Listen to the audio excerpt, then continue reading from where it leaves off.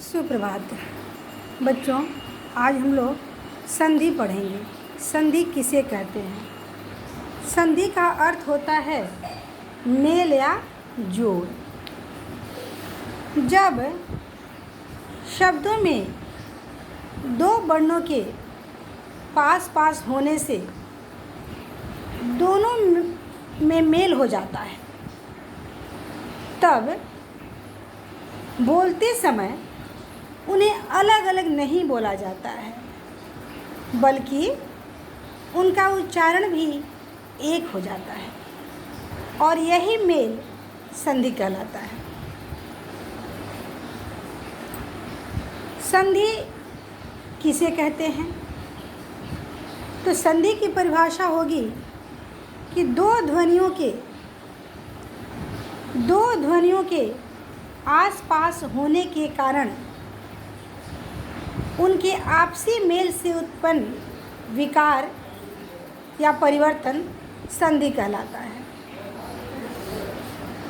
संधि की परिभाषा हो गई। अब हम लोग जानेंगे कि संधि के कितने भेद होते हैं। तो बच्चों, संधि के 3 भेद होते हैं: स्वर संधि, व्यंजन संधि और विसर्ग संधि। स्वर संधि, व्यंजन संधि और विसर्ग संधि। अब इनके भी भेद होते हैं। स्वर संधि। संधि हमने जाना कि किसे कहते हैं? दो ध्वनियों के आसपास होने के कारण उनके आपसी मेल से उत्पन्न विकार या परिवर्तन संधि कहलाता है। अब संधि के भेद: स्वर संधि, व्यंजन संधि और विसर्ग संधि। तो हम जानेंगे कि स्वर संधि की परिभाषा क्या होगी। स्वर संधि की परिभाषा क्या होगी? दो स्वरों का आपस में मेल होने पर उनमें जो परिवर्तन आता है वह स्वर संधि कहलाता है। दो स्वरों का आपस में मेल होने पर उनमें जो परिवर्तन आता है वह स्वर संधि कहलाता है।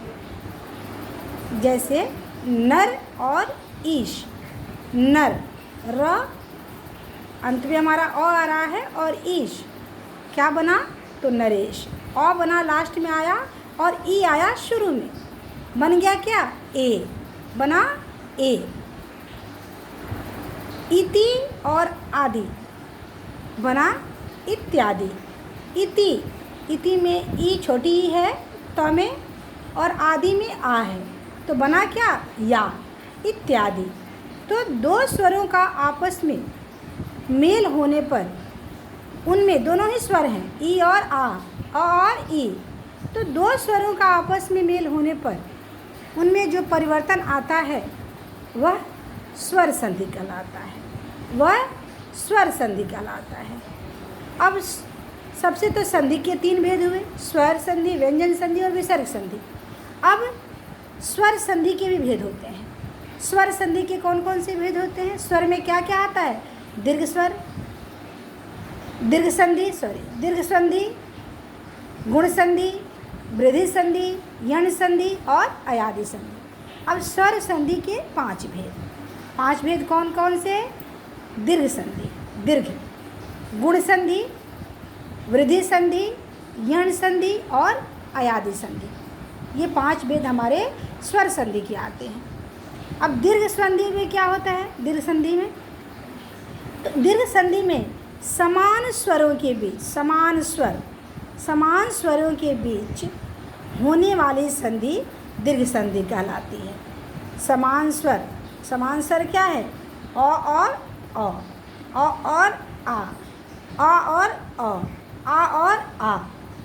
तो ये क्या है? समान स्वर है। जैसे वेद जोड़ अंत बना वेदांत, सार जोड़ अंश बना सारांश, शिव जोड़ आलय शिवालय, शुभ जोड़ आरंभ शुभारंभ, सेवा जोड़ अर्थ सेवार्थ, परीक्षा जोड़ अर्थी परीक्षार्थी, श्रद्धा जोड़ आलू श्रद्धालु, विद्या जोड़ आनंद विद्यानंद। तो इस प्रकार हम देख रहे हैं कि समान स्वर है इसमें, आ है, आ औ है और आ और आ है। तो समान स्वरों के बीच होने वाली संधि दीर्घ संधि कहलाती है। तो बच्चों, हमने जाना कि संधि किसे कहते हैं, संधि के कितने भेद होते हैं और स्वर संधि के कितने भेद होते हैं। स्वर संधि के 5 भेद होते हैं। तो 5 में हमने दीर्घ संधि को जाना कि दीर्घ संधि क्या होता है। जो समान स्वर के बीच में होने वाली संधि होती है वो दीर्घ संधि कहलाती है। तो बच्चों, आज के लिए इतना। आगे फिर आपको हम बताएंगे संधि के बारे में, स्वर संधि के और सारे भेद बताएंगे। जब तक के लिए धन्यवाद।